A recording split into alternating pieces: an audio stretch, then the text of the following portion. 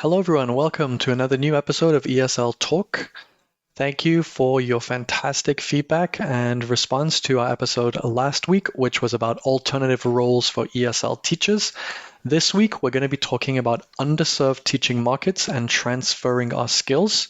Our guest Teagan comes to us with 15 years of English teaching experience from all over the world, and he's going to spend a little bit of time talking to us about how we can get into these underserved markets, how we can start to make money in these underserved markets, and how we can start to transfer our skills, and also provide some practical steps we can take as teachers to make sure that we can thrive, hopefully, in these fields, and again, go beyond just regular conventional one-to-one teaching. So if you do enjoy the podcast and you do want to support us, you can go ahead and leave us a 5-star review on Spotify or on Apple Podcasts. It really helps us out a lot. And if you'd like to be a guest on a future episode, it's really easy. Just go to our website, esl-talk.com, click the button Be a Guest, and just fill in a couple of quick details. And then we'd love to be able to schedule a time for you to come on the podcast to share what it is you're passionate about in the world of teaching. And just quickly, before we start this week's interview with Teagan, if you are a teacher looking for curriculum, looking for materials, looking for lessons that you can teach quickly and easily, you can visit our sponsor, which is esl-curriculum.com or Crystal Clear ESL, where you can find over 500 plus ready-to-go ESL lessons. You simply log in, find the lesson you want, and you're good to go. It's really that simple. There is also a 2-week free trial available for you if you are interested. So simply go to esl-curriculum.com, or you can click the link below in the description and you can start your 2-week free trial, save yourself some time, save yourself some stress, and get great high quality materials which cover lessons for kids, for business English, for IELTS, for speaking, and for writing. All right, so let's get started with this week's episode with Teagan, and we're going to talk all about how to work in underserved markets and to transition and transfer your skills. Here we go.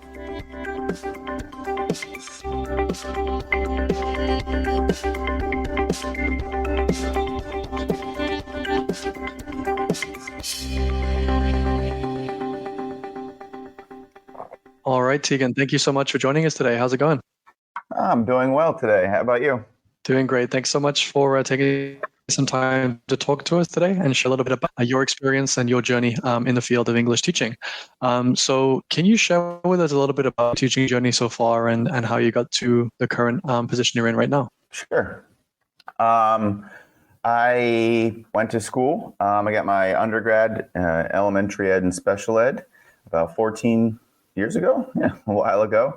And I tried to find a job in the States. That didn't work out too well. I'm from Pennsylvania originally, and there just wasn't a lot, and the pay wasn't great. And I saw a friend overseas, and as I've listened to your podcast and with many other people, went to South Korea. Right. Good pay and a new experience. I lived not so a small, as the Koreans say, a small city, about 600,000 people in Pohang. And I was going to spend a year there. Yeah. Have you ever made it to Pohang? I lived pretty close, just a little bit down the coast. So between Busan and Ulsan. So pretty close. Yeah. Not too far away. Okay. And I spent 4 years there. Wow. Teaching. Yeah. Made some good friends, met a lot of people, traveled. Went to Taiwan, where I ended up going afterwards. I went home for a little bit, and then I moved to Taiwan to teach there. Then I moved to Saudi Arabia to teach there. Wow. That was interesting, teaching at universities. And it's where I learned about English-specific purpose. In Saudi Arabia, there's a lot of money, as everyone can see, going into to teach the youths, I guess you would call them, 18 to 12-year-olds, to deal with foreigners at the oil fields and natural gas and refineries. Right. So, paid off most of my debt. I got a master's degree from Nebraska. there in ESL curriculum instruction. Fantastic. Yeah, I found that's one of the biggest problems with the English teaching.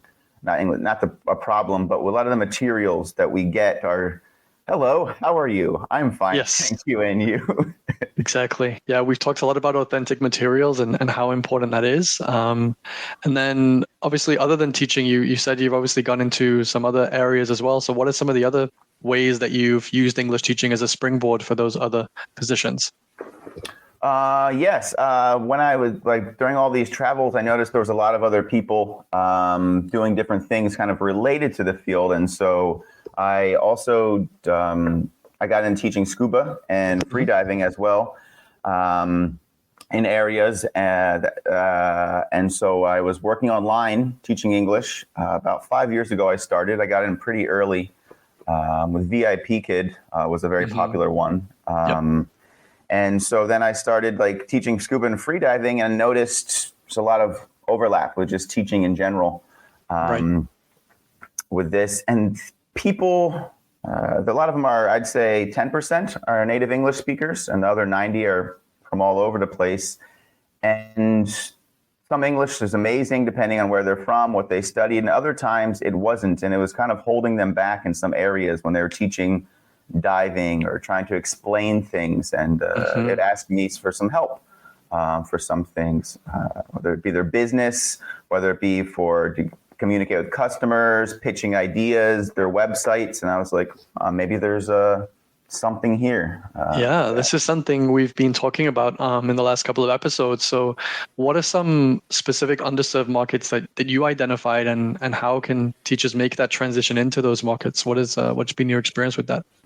Well, I think first is to identifying a market. So when I got into this, I met all these people working online, writing SEO. It's called search engine optimization.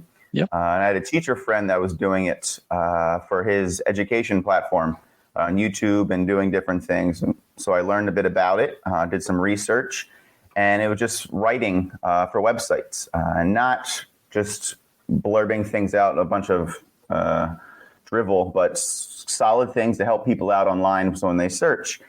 And so I started writing with him for that. And then I noticed a lot of these websites, people have very poor materials. Back to the curriculum and everything. Right. Even in Right. Yeah. The English isn't great, even native speakers. And I was like, oh, this is kind of odd. I mean, people did go to school, but I don't think a lot of people learn how to convey meaning and connect with people. It was just repeat this book about, I don't know, Moby Dick, and then do this type of thing. And then just, what was the summary? And people write their websites like summaries. Yes. It's really important, and it's something we kind of take for granted. We just assume, oh, we've been to school, we've got the education, we can do these things, but actually we're not always aware of the gaps that we have, and it's great that a lot of teachers that we know that listen and that communicate with us tell us that, I'm doing this, or I want to go into this field, I want to go into this area, but what do I need, or what are some skills that I should build and develop? So how can teachers market their skills and experience, in these underserved markets? How would they go about doing that? Because obviously you've done it in quite a few different ways. So how could they do that? So showing that what they can do can help. So I started a website a couple of years ago. It's nothing real much to it. I actually want to get back into it and get back into writing more, but just showing how your website or how your writing skills compare theirs and yours, just showing different things, making a valuable resource. So my website's not, doesn't get a ton of traffic and things, but people send me messages on my email like, hey, I saw this website about Taiwan, teaching there. It was interesting. I had a job in Taiwan at an international school, and first thing they did, they went to my website, they saw my CV, they saw some of my writing, some professionalism, and it's helped out, even though there's not a lot on there to showcase your skills. You can make a website. It's not super hard to do. It takes a little bit, but you can write, and offering value to them and how it can help them to start out, I think would be a nice way to do things. Yeah, I mean, if you don't showcase yourself, if you don't put yourself out there, how are people ever going to find you or know what you do or what you'd like to do? Exactly. That's a really good point, for sure.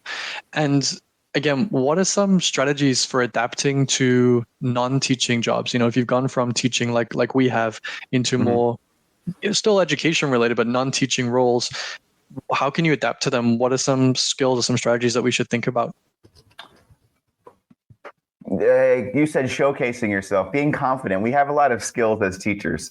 We Mm-hmm. talk to people, kids, all day. We break Yes. things down. I do a trivia every Thursday, and when I make the questions for trivia, or when I explain how to do the trivia to non-native speakers to do different things, you still have to use these skills: standing in front of people, talking to people. Mm-hmm. Teachers have the skills, but I don't think they have the confidence to bring it outside. So trusting yourself, I think, would be one of the That's biggest. a great point. Yeah, this imposter syndrome is something that all teachers face. Like we all do it, even myself. It's just it's it's that process of being okay with okay and knowing that okay, I might make mistakes, I might mess up, I might look a little bit foolish. So what? That's fine. And by putting yourself out there and going from okay, I've got to speak in front of 10 people, or 20 people, or 30 people, you can build it up so you can get to that stage. And I think that that's something that we can definitely all do.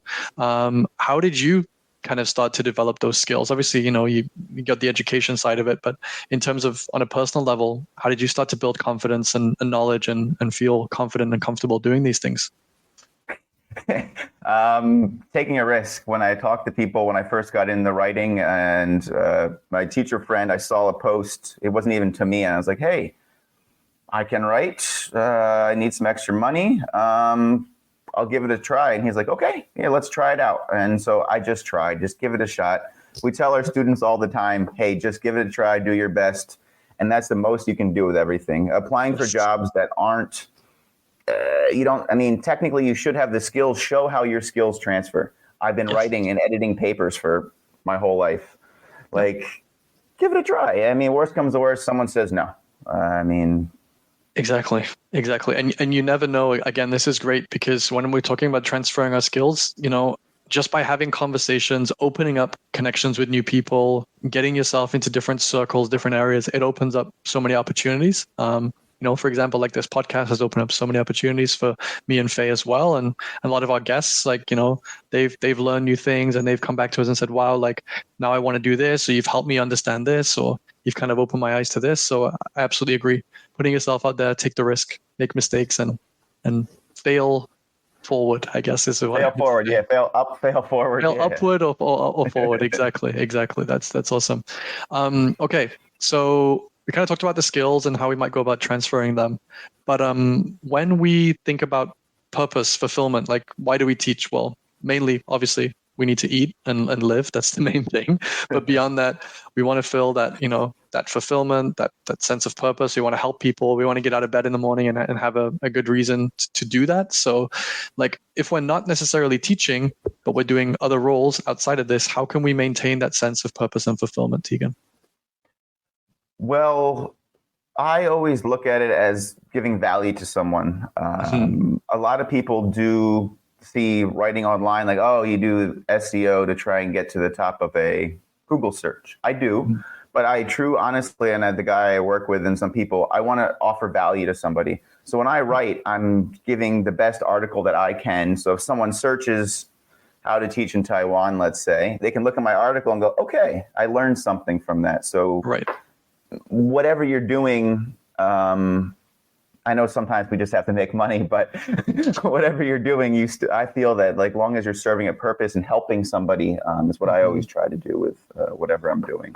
Yeah, I think that's a really important thing to remember. Again, it's like, try to add as much value as you can because you might feel like, well, it's only, I don't know, it's only $30, so whatever. Yep. Like it's just, it's not much, but actually, well, this client really liked what I did. They referred me to someone else, or they came back with other work, or they, said, oh, I'm doing this project, or help me with this. So you never know where it might lead. This is why we say like this community is huge, and it's really important to maintain that community and build that community actively, and to grow professionally as well. So what are some ways that we can continue to grow professionally in these underserved markets or these other areas of education, not necessarily teaching, but yeah, how could we do that? So this is a little bit teaching related, but also to underserved markets. I teach business English mostly now online for my other quarter, I guess, my salary, whatever.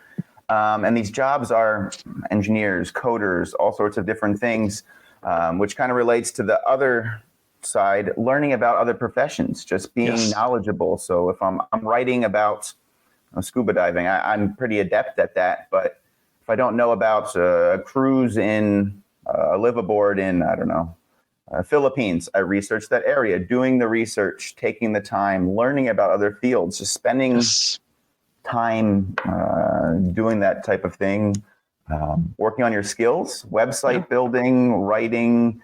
All of these things are now skills that we kind of need to do for moving forward with a lot of things. I think a lot of teachers now as well, they need to have a lot of strings to their bow. Like I have to have a wide range of skills, because in this age we're in right now, especially with online teaching, digital teaching, and the different needs that students have and clients have. Like if you can go to a client and show you've done your research, show you know their area, ask the right questions, then that's going to deliver a lot more for you than just saying, well, I teach ESL. Well, okay.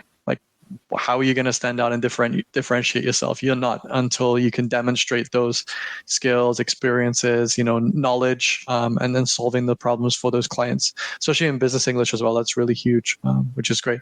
What about mentorship, Teagan? What are your thoughts on mentorship and like getting a mentor to help you? So like for me, I'd really love to learn SEO. Would you advise getting a mentor? Would you advise doing an online course? Like what would be the best way to learn and develop these new skills? One point real quick on the last one, what you said about showing how you can help them. If you go to somebody, even if they didn't ask for it, and say, hey, look how I can help you. You show the need for yourself. I've done that with some clients, some people websites. Like, look at this website. You could do this to make it improve it. Just offer some knowledge to them for free. And then they go, oh, you can do that? And then they follow up, and it leads to a lot offering. This is something we talk about all the time. Yeah.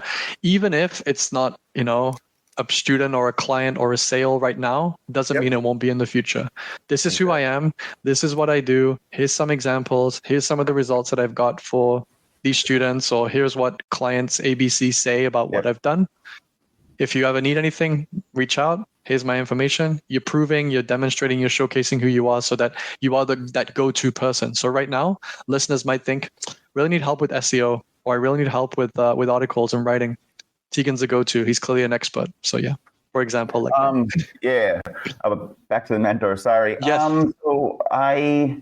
When I first started, the teacher friend in Taipei I worked for, he kind of went through it with me. There's some courses online, and now I work with another guy. He's not a teacher. He's been doing it for many years, though, and was quite successful. And so a mentor does help. But if you're getting started doing it on your own, there's a lot of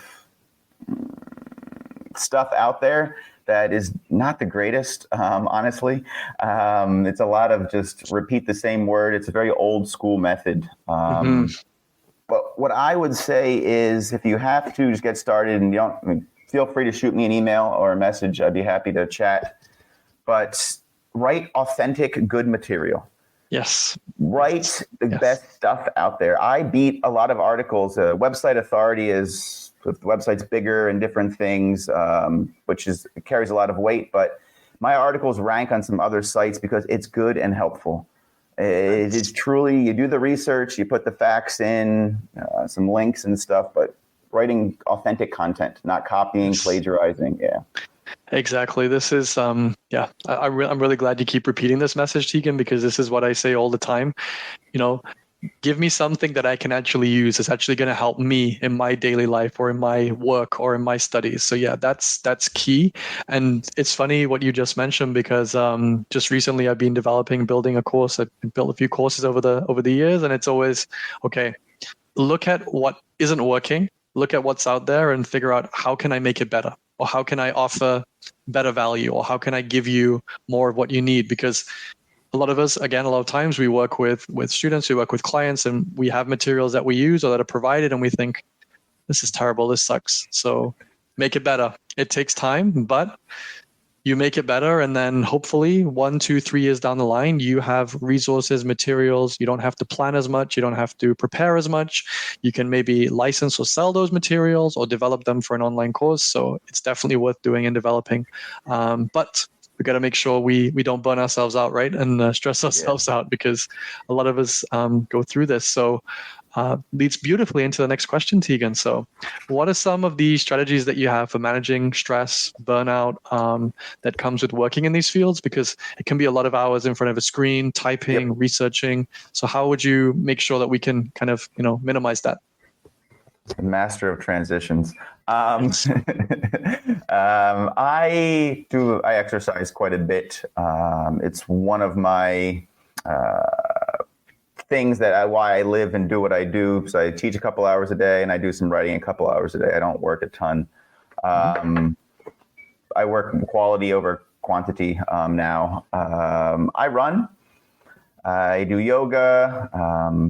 For my personal and mental health, I do that. I am also a yoga instructor. Amazing. Yeah, but I mean, in general, you have to have boundaries with things. So like if I'm doing this interview in the morning, I have, 4 or 5 hours of teaching.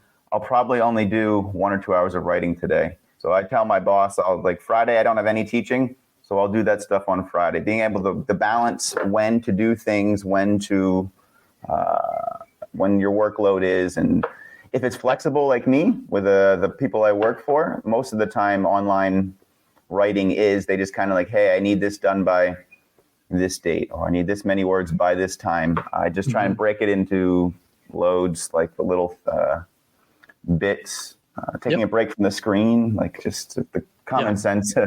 It sounds common sense, Teagan, but a lot of us don't do this, and we get frazzled and burned out, and we can't, manage with everything because we just take on too much. And again, like, we've got to eat, we've got to, pay the bills. I get that. And it's really important, like you said, have some variety, break things up. Okay, I've got to do all of this by Friday. Instead of doing it all in one day, let me do 20% a day or 10% a day, and just break it down. And that can definitely help us for sure. I set an alarm on my phone on my watch every 20, 30 minutes just to get up and do it. Like, even if it's only a minute to get up, walk around, look outside, just to. It's a great idea. And that works a lot for some of us. I know we've talked about kind of Pomodoro method, where you kind of do a 20, 25 minute burst and take a 5-minute break. These things work for us too. And, for me, I invested in a desk that goes up and down. So sometimes stand up for an hour, sit down for an hour, I have a yoga little ball. things like that. Yeah, it's even better. And that'll help with your core as well. So work out while you're making money and teaching as well. It's awesome. This is great. So, how can teachers start to build these relationships, create these networks, get into these areas, into these fields? I mean, how did you start with that? Is there certain websites or platforms that people can take a look at to get started? Interesting question. Well, I figure you kind of, so, I mean, anybody can start a website for extremely cheap. Absolutely. Yes. And I recommend people tinker around with WordPress is the one that I use. It's quite simple. Or even something like Canva. We were talking about other skills. Being able to do a WordPress website, understand the basics, or using things like Canva. Your students love it too. I've done classes making WordPress websites. It's not too hard. Get that up and going. Some little stuff on there. You can put your CV on there. And it's a nice little thing when people say, oh, a resume. When you want, check out my website. There's all my information up to date. But looking out for things, it's kind of random besides word of mouth. Facebook groups are still a big thing for finding work and just reaching out, listening to podcasts. What area are they interested in? I like diving, and so I look and follow those type of things on the internet. Yep. Instagram groups, not groups, but pages and things. Just try and find a niche, yes, whatever you want to call it, and trying to follow that, learn as much about that as you can, and just send emails. Just be Kane. Yeah, Yeah. exactly. And another one we talked about quite a lot is for business as well. For business teachers is LinkedIn. That's huge. Yep. That's a really nice way to build Yeah. connections and build kind of community within that as well. And like you said, this is a good way to, if you are interested in something specific, you can reach out to people in those fields, find out more about them, maybe even work with them and use it as a way to use your skills as an educator or a teacher, or a graphic designer or website builder, whatever it is, to start to build that connection and go further as well. So, okay, let's imagine, Teagan, some teachers listening, maybe they've taught ESL for a little bit, they're just getting started, and they think, okay, I like teaching, I don't love teaching, but I want to do something else within education. Maybe I want to be a curriculum designer or a web designer, graphic designer, or want to do copywriting, SEO. How would they do that? And what advice would you give? That's a good one. Find something that you would enjoy. I like to write, and so that's why I did SEO. I tried copywriting for a bit. It wasn't my style. I do love curriculum design. I found it quite hard to find work in curriculum design. People like to keep the status the same and keep churning out the not the best of tired and tested. Yep. No, yeah, so see what you can do and try a couple different things. Again, research the area and stuff. I've done quite a bit in the curriculum design. If like you making your own materials and stuff, that's a way to do it. It takes like a little longer time to build up, to do things. So do you need the money now? Or can you build up your curriculums and do the things and be able to sell that later? Or do you need the money right away and you have to just do things to build your skills either way? Yep. That's what I would say. Try it out. It depends on your circumstances. I never recommend quitting everything and going 100% into it. I would always I still teach online. I don't need the money as much, but I prefer it. And it's in case this work, because it comes and goes in the online market, SEO, copywriting and things. So always have a fallback plan. Yeah, I would say that too. Yeah. Yeah, I think that's good advice, sage advice. Like, if you like teaching, and you find that you're not enjoying it as much, then still keep it there so you still have something. And then obviously in the meantime, start building other things, looking at other things and slowly transitioning over. It's better to have, 5 small sources of income than just one that you're reliant on, because if that goes, then you're kind of stuck. And that's something I always say, please don't put all your eggs in one basket, because it can be very tenuous and things can come and go pretty quickly as well. So that's really important. Okay. So you mentioned some of the countries that you've lived and worked in the past. You've been kind of all over, some more affluent countries, some less affluent countries. So how can teachers bridge the gap in these underserved communities, and how can they access quality education? Because you can do things online, but maybe if we can't necessarily do things online, what are some other ways to build community, build knowledge, and network with others? That's a very good way to put it, like how to bridge and make communities. So here, I've been visiting the same place. It's a little village in Bali. I've been visiting for 7-8 years, off and on. And talking to people, let them know your skills. Let them, if they need any help with anything, like we talked about, just offering your skills up to them. Maybe offer some tips and some pointers. You sometimes but think about your rate for different jobs and different things. The market here is much cheaper. The money goes a lot further here. And so some of your things, you can't charge that much for a service, honestly. And if it's for a friend or things, I don't know, the British phrase, I love the mate rate. I don't mind helping out with some people, but I still have to charge a fee for my services and things. And so you have to find that balance of helping people out and being able to still make money and not undervalue your services. If you're getting started, that's great in some of these places and areas to show off the work and build up a portfolio, because you do need to have a portfolio to do things. Yes, that's great but advice. Don't sell yourself short on some things. Yeah. Number one message, yeah, never settle for less than you're worth. And, even if of course, you have to pay bills and live, like we've said 100 times today, but again, don't undersell yourself because, if you have skills and you can add value, then make sure that you represent that value and you show that value for sure. So Teagan, how can our listeners connect with you or find out more if they want to get in touch? Cool. The website, I'll start getting back into and writing more. Traveling Teacher Teagan. It's my handle on Instagram as well. And email travelingteacherteagan@pm.me. Beautiful. That's great. I will add that into the description as well for the episode. So if you have any questions, reach out to Teagan. I'm sure he'd love to chat with you as well and find out a little bit more if you need to right there. Awesome. Thank you so much, Teagan, for joining us on this week's episode and talking to us a little bit about working in underserved markets and transferring your skills. I definitely learned a lot, and do feel free to reach out to Teagan if you would like to follow up with him. You can find him on Instagram at Traveling Teacher Teagan. You can also take a look at his website. He does have a lot of very informative and useful articles for English teachers, and that website is travelingteacherteagan.com. The links are in the description just below, so do feel free to check those out if you wish. All right, and before we wrap up for another episode, do feel free as always to connect with us on Instagram.